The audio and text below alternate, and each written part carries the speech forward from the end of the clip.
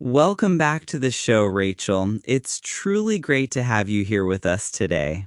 Thanks, Jake. It's always a pleasure to be here and connect with our listeners.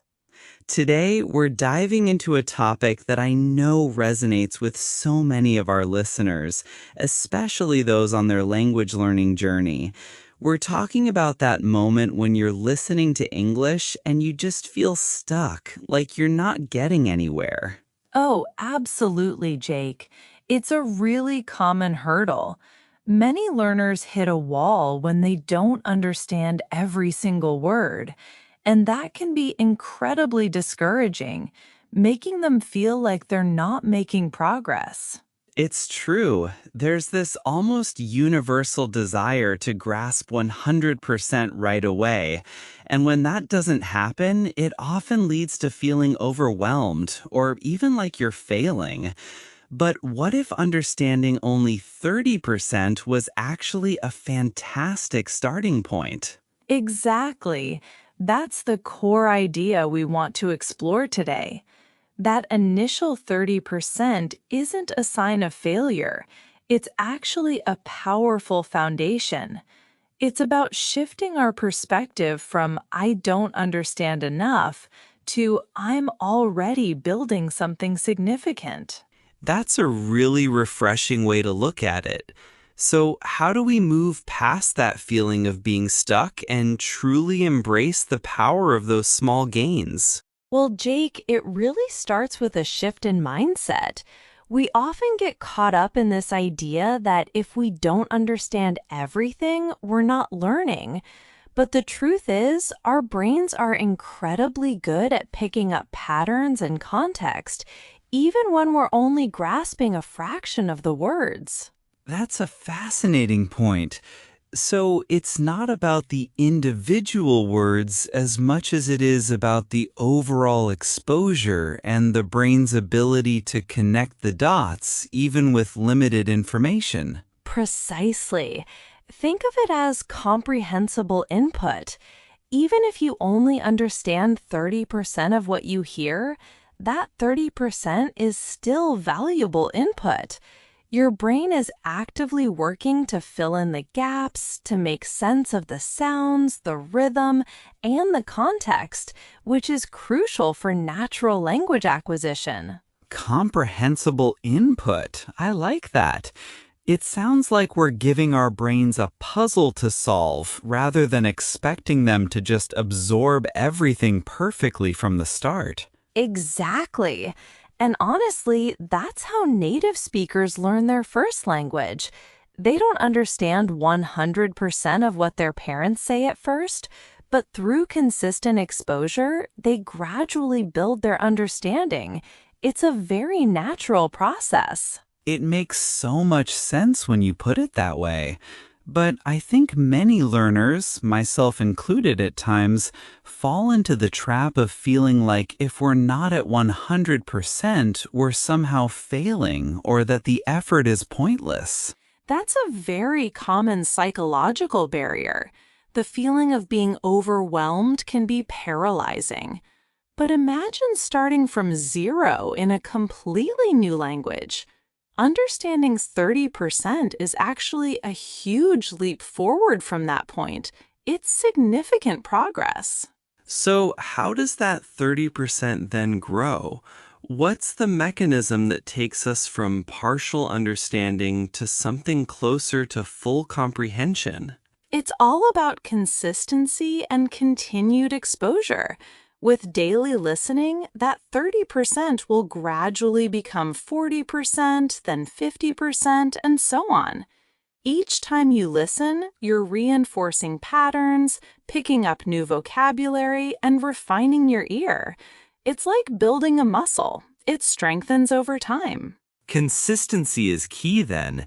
How can our listeners integrate this into their daily lives without it feeling like another chore?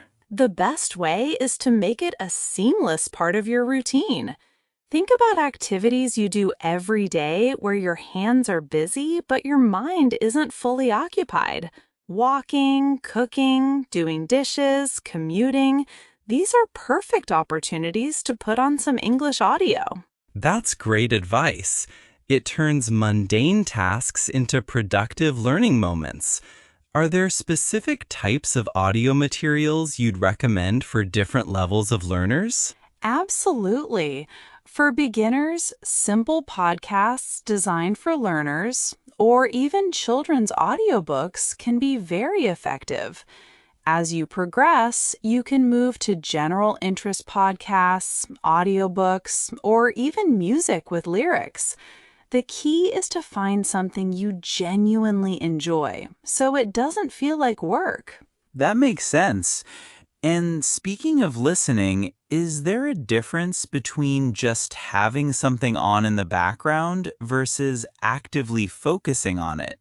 Does passive listening still count? Both passive and active listening have their place. Passive listening, like having a podcast on while you're cooking, still exposes your brain to the sounds and rhythms of English. It builds familiarity. Active listening, where you're really focusing and trying to understand, is crucial for deeper comprehension and vocabulary acquisition. So even if you're not fully engaged, you're still making progress. That's really encouraging.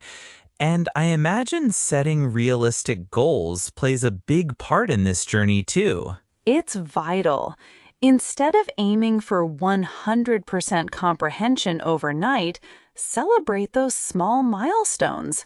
Acknowledge when you understand a new phrase or when a conversation feels a little less overwhelming. Those small wins are what keep you motivated and show you that you are indeed moving forward. That's a powerful message, Rachel. It's about embracing the journey, celebrating the incremental gains, and trusting that consistency will lead to fluency. It really has been a powerful discussion, Rachel. I think the biggest takeaway for me is truly understanding that 30% isn't a failure. It's a fantastic starting point, a foundation to build upon. Absolutely, Jake. It's all about that mindset shift, isn't it?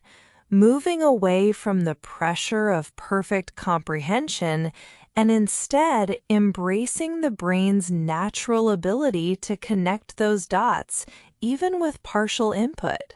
And that consistency you talked about, integrating listening into daily life, turning those mundane moments into productive learning opportunities, that really resonated with me. Yes, making it enjoyable and seamless is key. Whether it's passive listening while you're doing chores or active listening during a dedicated study session, every bit of exposure counts towards building that fluency. It's so encouraging to hear that even when we feel stuck, we're actually making progress. Celebrating those small wins, like understanding a new phrase, really does make a difference in staying motivated. Precisely. The journey to fluency is a marathon, not a sprint.